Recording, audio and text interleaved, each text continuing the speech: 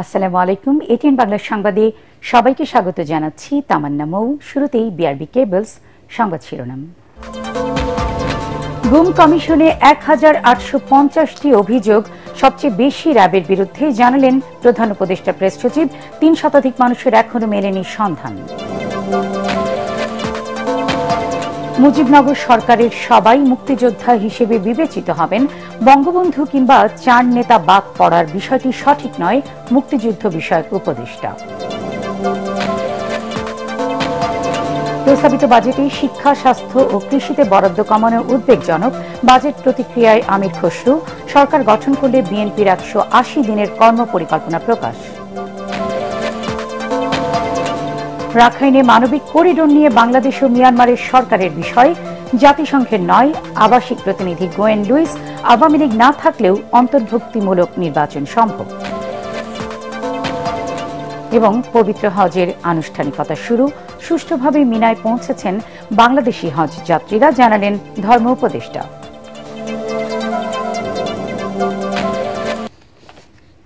শুনছিলেন BRB cables সংবাদ শিরোনাম, এবার বিস্তারিত। বিগত সরকারের সময়ে গুমের ঘটনায় সবচেয়ে বেশি অভিযোগ এসেছে র্যাবের গোয়েন্দা বিভাগের বিরুদ্ধে। গুম সংক্রান্ত কমিশনের দ্বিতীয় রিপোর্টে এই তথ্য উঠে এসেছে বলে জানিয়েছেন প্রধান উপদেষ্টার প্রেস সচিব শফিকুল আলম। সকালে প্রধান উপদেষ্টা ড মোহাম্মদ ইউনূসের কাছে রিপোর্ট জমা দেন গুম সংক্রান্ত কমিশনের সদস্যরা। শফিকুল আলম জানান, গুম হওয়া ৩০০রও বেশি মানুষের সন্ধান এখনো পাওয়া যায়নি। কমিশনের কাছে গুমের ঘটনার ১,৮৫০টি অভিযোগ জমা পড়েছে বলেও জানান তিনি।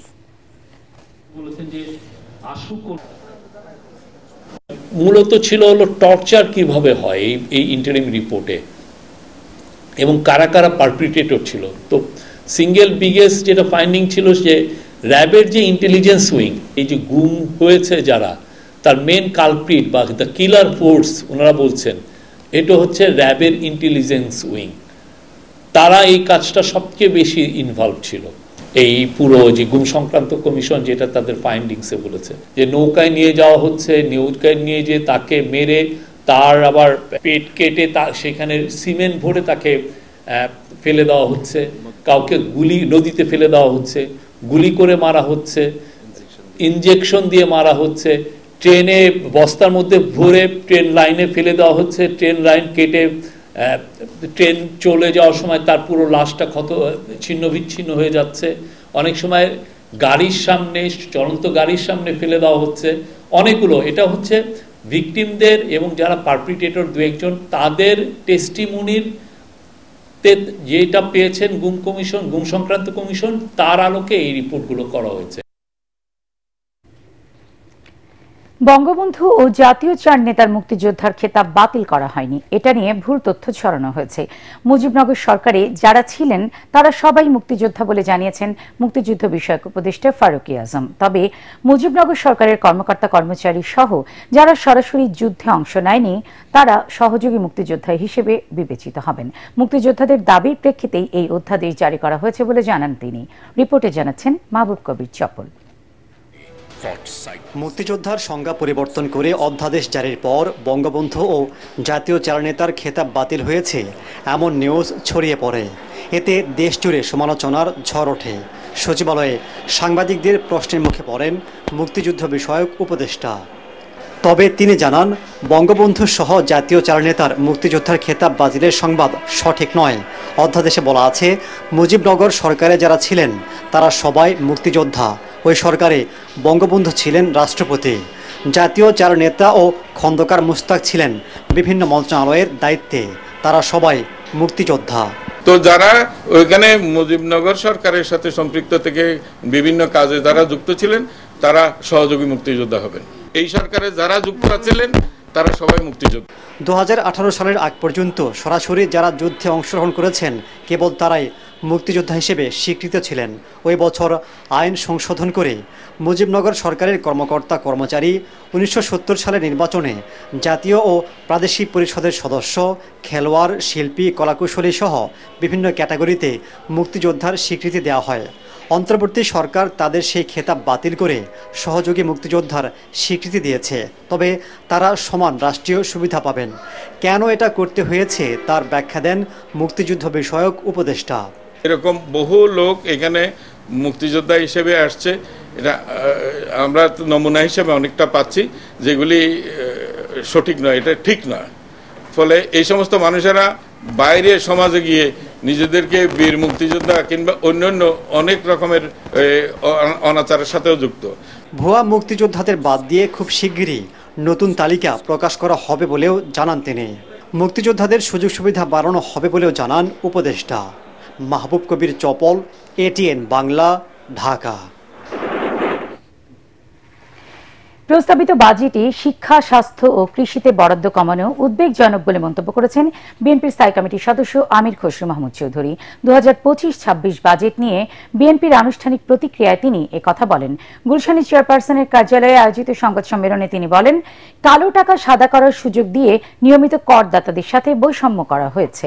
নির্বাচনের সুনির্দিষ্ট রোডম্যাপ না থাকা এবং রাজনৈতিক অস্থিতিশীলতার কারণে দেশে বিনিয়োগ কমছে বলেও দাবি করেন তিনি। এ সময় বিএনপি সরকার গঠন করলে 180 দিনের পরিকল্পনা তুলে ধরেন আমির খসরু। দৈনন্দিন জীবনে ইতিমধ্যে 27 লক্ষ মানুষ হতদরিদ্রের পর্যায়ে চলে গেছে অলরেডি। তার জীবনযাত্রার মান যাতে এফেক্ট, সেটা আপনার কর পলিসির মাধ্যমে হোক, সেটা সরকারি যে কোনো নীতি, সোশ্যাল সেফটি নেটের কথা বলেন, প্রথম লক্ষ্য হওয়া উচিত। সেইগুলো উপেক্ষিত হচ্ছে। আমাদের দুঃখটা সেখানে যে আন্দোলনের জন্য, যে বৈষম্যহীনতার জন্য আমরা আন্দোলন করেছি, তার কোনো প্রতিফলন আমরা এখানে দেখতে পাচ্ছি না। বরঞ্চ উল্টো, সাধারণ মানুষের ক্রয় ক্ষমতা আরো কমতে যাচ্ছে। আমাদের সোশ্যাল সেফটি নেটের বিষয়টা আমরা বিশেষ এখানে মনোযোগী হয়েছি যে এইখানে কোনো কম্প্রোমাইজ করা যাবে না। আপনি দেশ যত উন্নত হোক, সেই উন্নতির ফসল যদি সাধারণ মানুষ কাছে না যায়, সেই উন্নতি কিন্তু কারো কাম্য হওয়া উচিত না। দাড়িপাল্লা প্রতীক সহ দ্রুতই নিবন্ধন ফিরে পাচ্ছে জামায়াত ইসলাম। নির্বাচন কমিশন সভা শেষে বিকেলে নির্বাচন কমিশনার আবুল ফজল মোহাম্মদ সানাউল্লাহ ব্রিফিংয়ে ইসির এই সিদ্ধান্তের কথা জানান। অন্যদিকে মেয়র হিসেবে ইশরাক হোসেনের শপথ ইস্যুতে স্থানীয় সরকার মন্ত্রণালয় সিদ্ধান্ত নেবে বলে জানিয়েছে ইসি। এর আগে প্রধান নির্বাচন কমিশনার AMM নাসির উদ্দিনের সভাপতিত্বে অনুষ্ঠিত হয় নির্বাচন কমিশনের বৈঠক। রাখাইনে মানবিক করিডোর হবে কিনা তা বাংলাদেশ ও মিয়ানমারের সরকারের উপর নির্ভর করে বলে মন্তব্য করেছেন বাংলাদেশে নিযুক্ত জাতিসংঘের আবাসিক প্রতিনিধি গোয়েন লুইস। জাতীয় প্রেস ক্লাবে diplomatic correspondence association Bangladesh DCAB আয়োজিত আলোচনা অনুষ্ঠানে তিনি একথা বলেন। কেবল দু দেশ সম্মত হলেও জাতিসংঘ এ বিষয়ে সহযোগিতা করবে বলেও জানান তিনি। তবে এ বিষয়ে জাতিসংঘ নিজ থেকে কোনো সিদ্ধান্ত নেবে না বলেও জানান তিনি। এ সময় আওয়ামী লীগ না থাকলেও জনগণের অংশগ্রহণ থাকলে আগামী নির্বাচন অন্তর্ভুক্তিমূলক হবে বলেও মন্তব্য করেন Luis. Cannot compare Bangladesh to South Africa or to another country where there has been a long-term conflict and then try and mirror exactly the society, because it's a totally different context, a totally different set of events. So our advice on truth and healing would be a very strong national consultation with the people of Bangladesh to hear their voices, their thoughts and how they see the future, and on that base develop and put in place. পবিত্র ঈদুল আজহা উপলক্ষে ঢাকা থেকে সড়ক ও রেলপথে বেড়েছে ঘরমুখো মানুষের ভিড়। বাড়তি চাপ না থাকায় স্বস্তিতে বাড়ি যেতে পারছেন সবাই।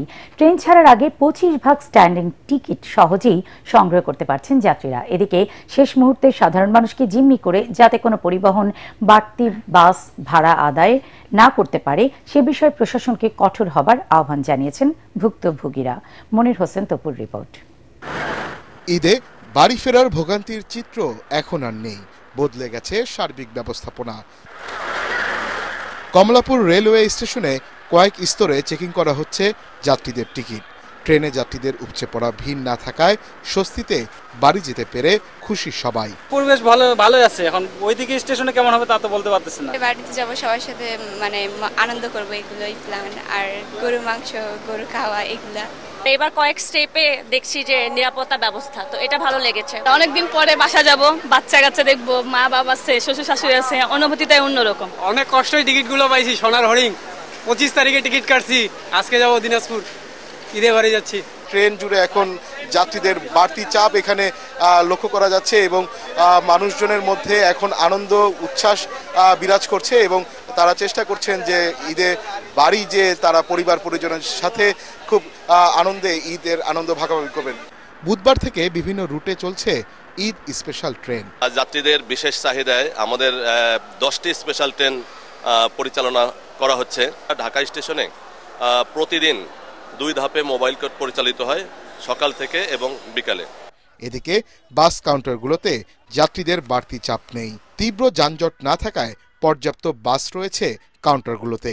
নির্বিঘ্নে পরিবারের কাছে যেতে পেরে খুশি যাত্রীরা। অনলাইনে টিকিট কেটেছি, ভাড়া যা ছিল তাই দিছি। আমরা তো বসে আছি টিকিট বিক্রি করবার জন্য, গাড়ি আছে পর্যাপ্ত, বাট যাত্রী সংকট থাকার কারণে আমরা টিকিট বিক্রি করতে পারছি না। কিছু কিছু পরিবহন অতিরিক্ত ভাড়া নিচ্ছে বলে অভিযোগ করেছেন কেউ কেউ। মনির হোসেন তপু, এটিএন বাংলা, ঢাকা। কোরবানির ঈদকে সামনে রেখে জমে উঠেছে রাজধানীর গরুর হাটগুলো। নগরীর বিভিন্ন হাটে দেশের বিভিন্ন প্রান্ত থেকে এসেছে পশু। ছুটির পর আজ বিকেল থেকে বিক্রি বেড়েছে হাটে। ঢাকার গাবতলী, আমিনবাজার, উত্তরা, 300 ফিট, পুরান ঢাকা, ধনিয়া সহ অন্যান্য হাটে দেশি বিদেশি নানা জাতের গরু ছাগল উঠেছে। পর্যাপ্ত পরিমাণ পশু সরবরাহ রয়েছে বলে জানান সংশ্লিষ্টরা। আরও জানাচ্ছেন ইয়াসিন রানা। কোরবানির ঈদে স্থায়ী ও অস্থায়ী মিলে ঢাকা উত্তরে 12টি এবং দক্ষিণে 7টি সহ মোট 19টি পশুর হাট বসেছে। বুধবার দিনের বেলায় পশু বিক্রি কিছুটা কম হলেও অফিস ছুটি শেষে বিকেল থেকে বেচা বিক্রিতে জমে ওঠে হাট। বাজারে বড় গরুর চেয়ে ছোট গরুর চাহিদা বেশি। কেউ কেউ দেখে শুনে কিনছেন পছন্দের প্রাণীটি। গরু 1,76,000 টাকা, তো দাম খুব একটা বেশি না। গতবারের কাছাকাছি হয়তো 2-4-5 হাজার টাকা বেশি হতে পারে। এই যে গরুটার দাম 70,000 টাকা, কিন্তু 70,000 টাকা না, আরো অল্প একটু বেশি। ওর নাম নবাব, কথা বুঝছেন? এটা 8 মণ ওজন আছে, বুঝছেন? 8 মণ দোষী সাইবালের গরু। দাম কত চাচ্ছেন? দাম 3.5 লাখ চাইছে। বিক্রেতারা বলছেন বুধবার রাত ও বৃহস্পতিবার মূলত বিক্রি হবে কোরবানির পশুর। আমাদের কিনাটা কাচ্ছি গা, দাম চাচ্ছি 20,000 30,000 করে বেশি চাচ্ছি, কিন্তু ওরা কিনাটা কাচ্ছি গো, মনে করেন দাম কম কয়। 581 কেজি লাগবে, এটা আমি 3,20,000 বলে ছাড়বো। হাটের সার্বিক প্রস্তুতি, ব্যাপারীদের নিরাপত্তার বিষয়েও পর্যাপ্ত প্রস্তুতির কথা জানান ইজারাদাররা। আমাদের টার্গেট 20 থেকে 25,000 গরু আমাদের বিক্রি করার টার্গেট। তো আলহামদুলিল্লাহ আমাদের হাটে অলরেডি 20,000 উপরে গরু চলে আসছে। ব্যাপারীদের জন্য থাকা খাওয়ার ব্যবস্থা করেছি। খাওয়া বলতে পানি, পর্যাপ্ত পানির ব্যবস্থা আছে। আমরা 2 কর্নারে 2টা বড় হাউস করে দিয়েছি গরুদের জন্য, গরুর পানির জন্য, ব্যাপারীদের গোসল করার জন্য টয়লেটের ব্যবস্থা করেছি। তারপর আমরা টেম্পোরারি কয়েকটা খাবার হোটেল করে দিয়েছি ব্যাপারীদের জন্য। ঈদুল আজহায় এবার 1,50,000 প্রাণী কোরবানি হতে পারে বলে জানিয়েছে প্রাণী সম্পদ মন্ত্রণালয়। কোরবানির ঈদকে সামনে রেখে জমে উঠেছে পশু কেনাবেচা। ছোট বড় বিভিন্ন সাইজের পশু নিয়ে হাটে এসেছেন ব্যাপারীরা। হাজার হাজার ক্রেতারা এসেছেন পশু কিনতে। দাম নিয়ে বড় বড় মতো মিশ্র প্রতিক্রিয়া থাকলেও তা হাটের সৌন্দর্য বলে মনে করছেন সকলেই। ঈদের আগে আরো গরু আসবে, তখন দাম নিয়ন্ত্রণে চলে আসবে মনে করছেন সকলেই। ইয়াসিন রানা, এটিএন বাংলা, ঢাকা। কুরবানির ঈদকে সামনে রেখে যশোরে পশু লালন পালনে ব্যস্ত খামারিরা। তবে গোখাদ্যের দাম বাড়ায় পশু বিক্রি করে তেমন একটা লাভ না হবার শঙ্কা তাদের। অনেকে আগ্রহ হারাচ্ছেন গরুর খামারে। ঈদের চোরাই পথে কোনোভাবে যাতে পশু ঢুকতে না পারে সে বিষয়ে সরকারের সহযোগিতা চেয়েছেন খামারিরা। যশোর প্রতিনিধি তামান্না ফারজানার পাঠানো তথ্য ছবি নিয়ে আরো জানাচ্ছেন আদ্দিন সজীব। যশোরের 8 উপজেলায় সম্পূর্ণ প্রাকৃতিক উপায়ে গরু পালন করছেন খামারিরা। গোখাদ্য হিসেবে ঘাস, খৈল, ভুট্টার গুঁড়া ও গমের ভুসি খাওয়াচ্ছেন তারা। গরুর শরীরে দেয়া হচ্ছে না মোটাতাজাকরণ, ট্যাবলেট বা ইনজেকশন। তবে দিন দিন গোখাদ্যের দাম বাড়ায় হতাশ তারা। এতে পশুপালনে আগ্রহ হারিয়ে ফেলছেন কেউ কেউ। খাদ্য শস্যের দাম যেমন হচ্ছে ভুট্টার গুঁড়া এবং গমের ভুসি, এই ধরনের খাবারের যদি একটু দাম কমায় দেয় তাহলে হচ্ছে আমরা খামারিরা মোটামুটি ভাবে খামার চালাইতে পারবো। পশু ডাক্তাররা আসে এখানে দেখাশোনা, দেখার পরে আমাদের যে অনুযায়ী বলে সে অনুযায়ী আমরা মনে করেন যে গরুর খাবার দিই। গরুর খুব ন্যাচারাল খাবার, ঘাস, শুকনা বিচলি আর দানাদার খাবার। আমাদের গরুকে কোনো ট্যাবলেট জাতীয় কোনো কিছু খাওয়ানো হয় না, বা কোনো ওষুধ এইগুলো খাওয়ানো হয় না। জেলা প্রাণী সম্পদ কর্মকর্তা বলছেন, খামারিদের ঘাস চাষের প্রতি বেশি গুরুত্ব দিচ্ছেন তারা। দেশে চোরাই পথে কোনো পশু যেন না আসে সে বিষয়ে সরকারের নজরদারি আছে বলেও জানান তিনি। দেশের একটা সীমান্তবর্তী এলাকা, এখানে বেনাপোল যে পোর্ট আছে, আমরা ইতিমধ্যেই সেখানেও কিন্তু বিজিবির যে প্রতিনিধি ছিল সে কিন্তু নিশ্চিত করেছে যে এখানে কোনো ধরনের পশু আসতেছে না। জেলায় এবার মোট পশুর চাহিদা 95,812টি, উৎপাদন হয়েছে 1,14,674টি, বাড়তি থাকতে পারে 18,762টি। জেলার চাহিদা মিটিয়ে এখানকার পশু সরবরাহ করা হচ্ছে ঢাকা সহ বিভিন্ন জেলায়। Bureau report, ATN Bangla. ঈদের আগে শেষ কর্মদিবসে উপচে পড়া ভিড় ছিল ব্যাংকগুলোতে। নগদ টাকা তোলা, ঋণের অর্থ ছাড়, রেমিটেন্স, সঞ্চয়পত্র ভাঙানো, মুনাফা উত্তোলনে ব্যস্ত ছিলেন গ্রাহকরা। এজন্য প্রয়োজনীয় প্রস্তুতি নেয় ব্যাংকগুলো। ঈদের আগে শিল্পাঞ্চলের কিছু শাখা আগামীকাল ও শুক্রবারও বিশেষ ব্যবস্থায় সীমিত সময়ের জন্য খোলা থাকবে। এদিকে প্রথমবারের মতো টানা 10 দিনের ঈদ ছুটির কারণে ভল্ট ও ব্যাংকগুলোতে বিশেষ নিরাপত্তা ব্যবস্থা জোরদার করা হয়েছে বলে জানিয়েছেন সংশ্লিষ্টরা। দেখুন শরফুল আলমের রিপোর্ট। বৃহস্পতিবার শুরু হচ্ছে ঈদের ছুটি। টানা বন্ধের আগে শেষ কর্মদিবসে ভিড় বাড়ে ব্যাংক পাড়ায়। এদিন টাকা জমা দেওয়ার চেয়ে উত্তোলনের হার বেশি ছিল, কিন্তু এত ভিড় হবে এটা বুঝতে পারিনি, ভাবছি আরো ভিড় কম হবে। এখানে একটা কাউন্টার, যদি আরো 2টা কাউন্টার হইতো তাহলে আমাদের জন্য অনেক ভালো হইতো আর কি। যেমন দেখতেছেন না, অনেক লম্বা লাইন। কেনাকাটা করার জন্য, তারপর বাজারঘাট করার জন্য বাসায় কিছু ক্যাশ টাকা রাখার দরকার, সেই জন্যই আসছে এখানে। আমাদের কাউন্টারগুলো আসলে সবসময় একটু উপচে পড়া ভিড় থাকে। আর যেহেতু 10 দিনের ছুটিতে যাচ্ছি ঈদুল আজহাতে, শেষ কর্মদিবসে প্রচণ্ড ভিড় আজকে আসছে। আপনার যদি কাউন্টারগুলো গিয়ে দেখেন, তো আমাদের যে সচরাচর যে আমাদের সার্ভিস, সেই সার্ভিসের কারণে ইনশাল্লাহ আমরা সব কিছু সেভাবে ভালোভাবে ম্যানেজ করতে পারবো। এবারেই প্রথমবারের মতো টানা ছুটিতে যাচ্ছেন কর্মকর্তারা। 10 দিনের ছুটিতে বন্ধ থাকবে ব্যাংক, তবে সচল থাকবে এটিএম বুথ, মোবাইল ব্যাংকিং সহ সব ধরনের অনলাইন লেনদেন। আমাদের যে বুথগুলো রয়েছে সারা বাংলাদেশে রূপালী ব্যাংকের নিজস্ব বুথও রয়েছে এবং অন্যান্য ব্যাংকের বুথের সাথে আমাদের লিঙ্ক করা আছে। ফলে আমার বুথগুলোতে আমাদের পর্যাপ্ত পরিমাণ টাকা আমরা রেখেছি, ফলে গ্রাহকদের অসুবিধা হবে না। ব্যাংকগুলো বন্ধের কারণে শাখা থেকে প্রধান কার্যালয় পর্যন্ত আর্থিক প্রতিষ্ঠানগুলোতে অতিরিক্ত নিরাপত্তা ব্যবস্থা জোরদার করেছে ব্যাংক কর্তৃপক্ষ। এদিকে শিল্পাঞ্চল ও পশুরহাটের কাছাকাছি কিছু ব্যাংকে কিছু শাখায় সীমিত পরিসরে লেনদেন হবে বৃহস্পতি ও শুক্রবারও। ঈদের ছুটি শেষে ব্যাংক খুলবে 15 June. Sharful Alam, ATN Bangla, Dhaka. Saudi আরবে আজ থেকে শুরু হয়েছে পবিত্র হজের আনুষ্ঠানিকতা। তাবুর শহর মিনায় এরই মধ্যে জমায়েত হয়েছেন 18 লাখ মুসল্লি। সেখানে রাত্রি যাপনের মধ্য দিয়ে তারা শুরু করবেন হজের আনুষ্ঠানিকতা। সৌদি আরব থেকে সাজিদুল ইসলামের পাঠানো রিপোর্ট, জানাচ্ছেন জাহিদুল আলম। পর্বত বেষ্টিত তাবুর শহর মিনা। প্রতি বছর এখান থেকেই শুরু হয় মুসলিমদের পরম আরাধনার পবিত্র হজের আনুষ্ঠানিকতা। আর তাই মঙ্গলবার এশার নামাজের পর থেকেই হজ প্রত্যাশীদের বিশাল জনস্রোত এই উপত্যকার দিকে। পবিত্র মসজিদুল হারাম থেকে হজের নিয়ত করে প্রায় 9 কিলোমিটার দূরে মিনার উদ্দেশ্যে যাত্রা করছেন বাস মিনি বাসে। লাব্বাইক আল্লাহুম্মা লাব্বাইক ধ্বনিতে মুখরিত মিনা ময়দান। এখানকার সার্বিক পরিস্থিতি সবকিছু মিলে খুব ভালো, সবকিছু সুষ্ঠুভাবে পরিচালিত হচ্ছে। থাকা খাওয়া সবকিছু আলহামদুলিল্লাহ। সবাই আমাদের জন্য দোয়া করবেন, আল্লাহ যেন আমাদের হজটা কবুল করেন এবং সহজ করে দেন। মিনাত গিয়া কেন কি আমরা গিয়া দোয়া করমু সকলের লাগিয়া। আমাদের যে হজ ব্যবস্থাপনা এটা খুব সুন্দর এবং সুষ্ঠুভাবে সমাধান প্রায় হয়ে গেছে এবং হচ্ছে।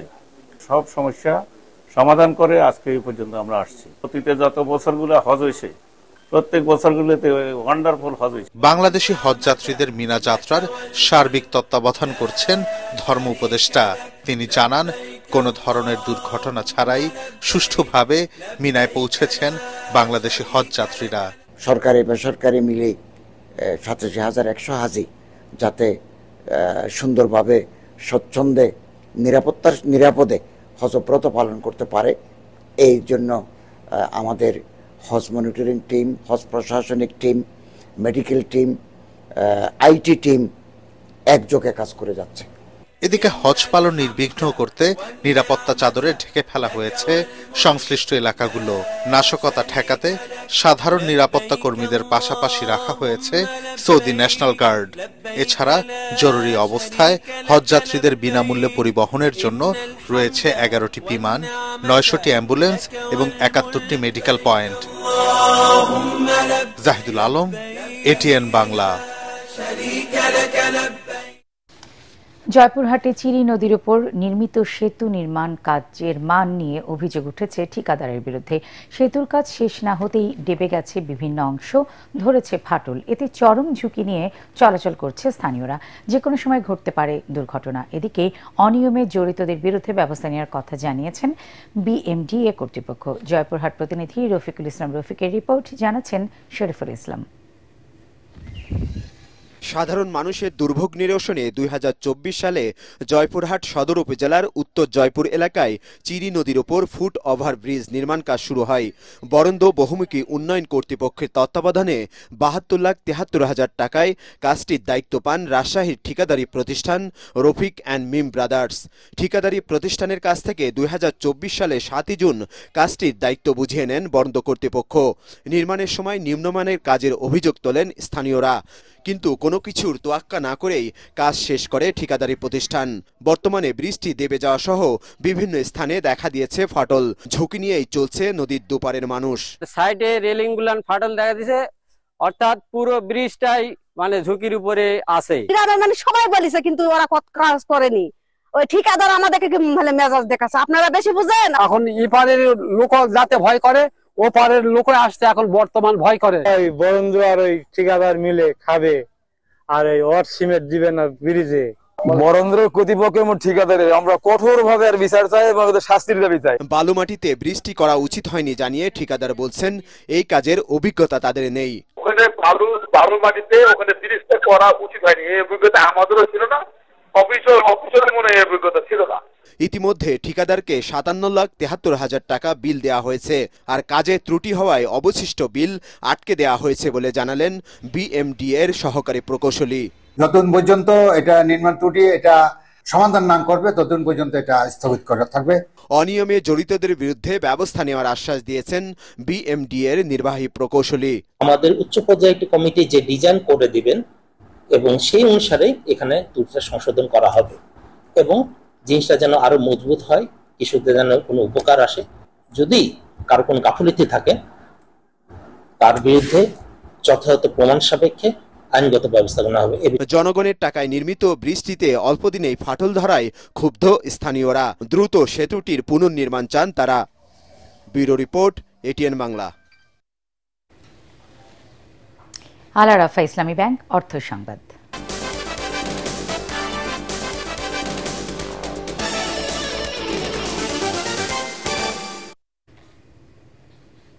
খাগড়াছড়িতে চাষ হচ্ছে নতুন জাতের বিনা ধান 25। বিনা উদ্ভাবিত এই ধানটি প্রিমিয়াম কোয়ালিটির বোরো ধানের জাত হিসেবে ব্যাপক ফলন হওয়ায় খুশি কৃষকরা। বিদেশে রপ্তানিযোগ্য এই ধানের চাল সরু এবং উৎপাদন হয় প্রায় দ্বিগুণ। তাই কৃষকদের বিনা ধান 25 চাষাবাদের পরামর্শ দিয়েছেন বিজ্ঞানীরা। খাগড়াছড়ির প্রতিনিধি আবু দাউদের রিপোর্ট, জানাচ্ছেন মনির হোসেন তপু। খাগড়াছড়ির বিভিন্ন পরীক্ষণ মাঠে বিনা ধান 12 ও ব্রি ধান 28-এর সাথে এবার প্রিমিয়াম কোয়ালিটি বোরো ধানের জাত বিনা ধান 25-এর চাষ করে বাংলাদেশ পরমাণু কৃষি গবেষণা ইনস্টিটিউট বিনা। এর ফলন অন্যান্য জাতের চেয়ে প্রায় দ্বিগুণ। তাই এই জাতটি 2022 সালে জাতীয় বীজ বোর্ড অবমুক্ত ঘোষণা করে বিনা। এরপর থেকে এই ধান চাষ কৃষকদের মাঝে বেশ সাড়া ফেলেছে। কম সময়ে ফলন পাওয়ায় লাভবান কৃষক। বিনা 25 ধান চাষ করছে, বিনা অফিসে যে যোগাযোগ করে আমি বীজ ধানের সংগ্রহ করছি। প্রতি বিঘাতে 25 মন থেকে 30 মন পাওয়ার আশা আছে। বিনা ধান ভালো লাগছে, সুন্দর লাগছে, আবার আগামীতে করব। বিনার বিজ্ঞানীরা জানান পরীক্ষণ মাঠের হিসেব অনুযায়ী 1 হেক্টর জমিতে বিনা ধান 12 হয়েছে 4.5 টন, ব্রি ধান 28 হয়েছে 5.5 টন। অন্যদিকে বিনা ধান 25 প্রতি হেক্টর জমিতে উৎপাদিত হয়েছে 7.67 মেট্রিক টন। পার্বত্য চট্টগ্রামের আবহাওয়া ও মাটিতে এই জাতের উৎপাদন খুবই সন্তোষজনক বলে জানালেন বিজ্ঞানীরা। আশা করি এই জাতটা স্বল্প মেয়াদী অর্থাৎ মোটামুটি 145 দিনের মধ্যে কর্তন করা যাচ্ছে এবং প্রিমিয়াম কোয়ালিটি হওয়ায় ভবিষ্যতে আরো কৃষকরা এর ব্যাপারে উদ্যোগী হবে। চিকন ও সরু চাল যেটা এক্সপোর্ট কোয়ালিটি সম্পন্ন, এই ধানটা আমরা কৃষককে মাঝে উৎসাহ উদ্দীপনা জাগানোর জন্য আমরা বিভিন্ন পরীক্ষণ চালিয়ে যাচ্ছি। ধানটি কৃষকদের মাঝে ছড়িয়ে দিতে বিভিন্ন এলাকায় মাঠ দিবস পালন করেছে বাংলাদেশ পরমাণু কৃষি গবেষণা institute BINA. Bureau report, ATN Bangla.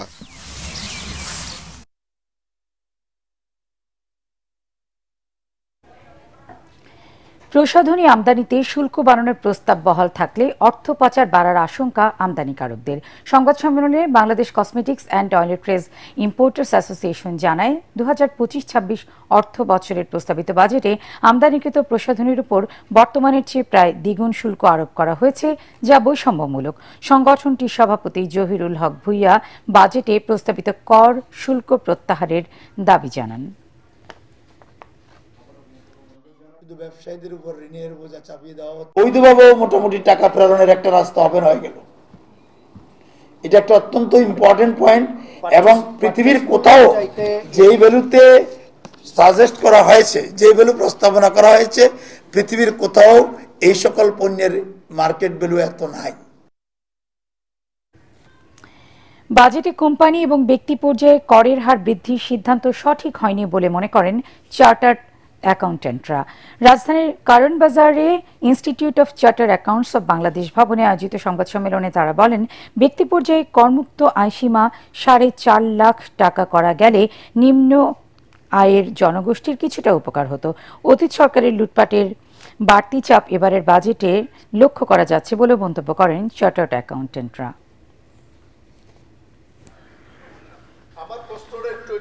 বাজেটের সাথে তুলনা করতাম তাহলে হয়তো 7,000 কোটি টাকা কমা হয়েছে। তার মানে টেকনিক্যালি বাজেট সাইজটা কমেনি, কারণ রিভাইজ বাজেট ইন্টারিম গভর্নমেন্ট আসার পরে দিয়েছে।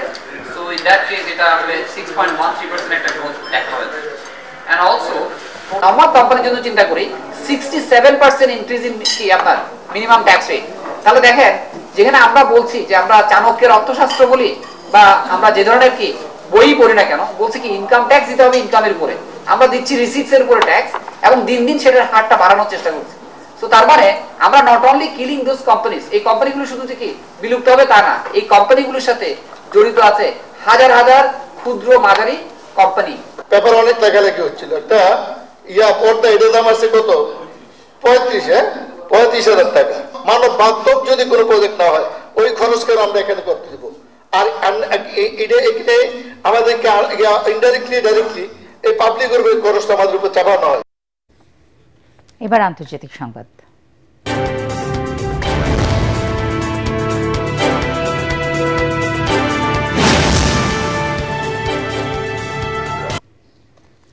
দক্ষিণ কোরিয়ার নতুন প্রেসিডেন্ট হিসেবে নির্বাচিত হয়েছেন দেশটির রাজনৈতিক দল ডেমোক্রেটিক পার্টির প্রার্থী লি জে মিং।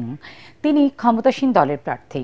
মন্ত্রিসভার সাবেক সদস্য কিম মুং সুকে হারিয়ে জয়ী হয়েছেন তিনি। চলমান একাধিক মামলার পাশাপাশি দুর্নীতির অভিযোগ ও ক্ষমতার অপব্যবহারের তদন্তে তার প্রেসিডেন্ট প্রার্থিতাই বাতিল হতে যাচ্ছিল। গরিব পরিবার থেকে উঠে আসা লি জে মিয়ং তার কট্টর রাজনৈতিক অবস্থানের কারণে দেশটিতে বিতর্কিত ব্যক্তিত্বের পরিচিতিও পেয়েছিলেন। শ্রমিক থেকে দেশের প্রেসিডেন্ট হওয়ার অতি মানবিক কাহিনীর নায়ক এখন লি জে মিয়ং। পেহেলগাম কাণ্ড এবং তার প্রতিশোধে পাল্টা পদক্ষেপ ভারতের অপারেশন সিঁদুর নিয়ে খোলাখুলি কথা বলতে দেশটির প্রধানমন্ত্রী নরেন্দ্র মোদীকে চিঠি দিয়েছে বিরোধী 16টি দল। চিঠিতে নরেন্দ্র মোদীর প্রতি সংসদে বিশেষ অধিবেশন ডাকার আহ্বান জানানো হয়েছে, যেখানে আরও বলা হয়, পেহেলগাম কাণ্ড ও অপারেশন সিঁদুর নাম দিয়ে পাকিস্তানে হামলার 1.5 মাস কেটে গেলেও দেশটির জনগণকে রাখা হয়েছে ধোঁয়াশার মধ্যে। এই সময়ের মধ্যে পরপর 2টি সর্বদলীয় বৈঠক ডাকা হলেও তাতে অংশ নেননি প্রধানমন্ত্রী মোদী। এছাড়া এই অপারেশনে পাকিস্তানের হাতে ভারতের যুদ্ধ বিমান ধ্বংস নিয়ে দেশের বাইরের শীর্ষ সেনা কর্মকর্তাদের মন্তব্যে অসন্তোষও দেখা দিয়েছে। এরই জেরে এ মাসের মধ্যেই বিশেষ অধিবেশন আয়োজনের ব্যাপারে এই চিঠি। আন্তর্জাতিক সংবাদ মাধ্যমগুলোর মতে অপারেশন সিঁদুর ঘিরে বেশ বিপাকে রয়েছে মোদী প্রশাসন। এবার খেলার খবর।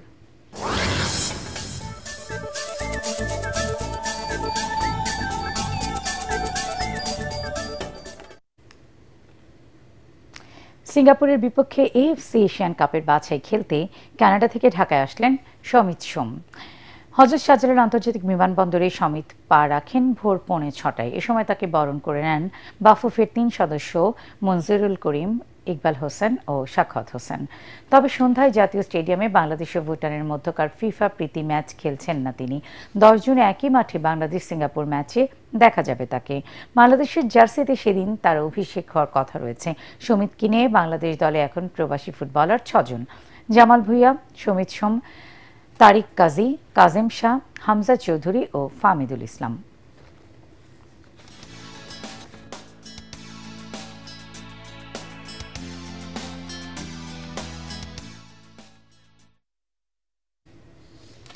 কিউই ক্রিকেটকে বিদায় বলার সিদ্ধান্ত দেশটির ক্রিকেট দলের অন্যতম সফল কোচ গ্যারি স্টিভের। আগামী মাসে চুক্তির মেয়াদ শেষ করেই দীর্ঘ 7 বছর পর কিউই ক্রিকেটকে বিদায় জানাচ্ছেন তিনি। নিউজিল্যান্ড দলকে বিশ্ব টেস্ট চ্যাম্পিয়নশিপ জেতানো গ্যারি স্টিভ দলকে ধারাবাহিকতার মাঝে রেখেছিলেন অনেকটা সময় ধরেই। 3টি বৈশ্বিক আসরের ফাইনালে দলকে খেলিয়েছেন তিনি। ভারতের বিপক্ষে টেস্ট সিরিজের দলকে জিতিয়েছেন 3-0 ব্যবধানে। 2018 সালে মাইক হোসেনের জায়গায় কোচ হয়ে দায়িত্ব নেন স্টিভ, তবে এখনও অন্য কোনো দলে যোগ দিচ্ছেন না তিনি। শেষ করার আগে বিআরবি কেবলস সংবাদ শিরোনাম জানিয়ে দিচ্ছি আরও একবার। গুম কমিশনে 1850টি অভিযোগ, সবচেয়ে বেশি র্যাবের বিরুদ্ধে, জানালেন প্রধান উপদেষ্টা প্রেস সচিব। 3 শতাধিক মানুষের এখনও মেলেনি সন্ধান। মুজিবনগর সরকারের সবাই মুক্তিযোদ্ধা হিসেবে বিবেচিত হবেন। বঙ্গবন্ধু কিংবা 4 নেতা বাদ পড়ার বিষয়টি সঠিক নয়, মুক্তিযুদ্ধ বিষয়ক উপদেষ্টা।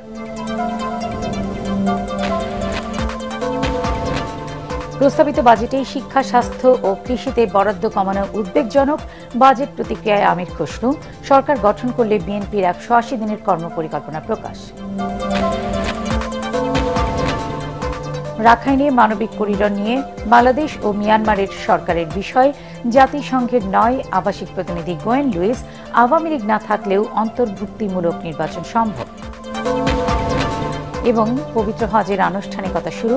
সুষ্ঠুভাবে মিনায় পৌঁছেছেন বাংলাদেশি হজ যাত্রীরা, জানালেন ধর্ম উপদেষ্টা।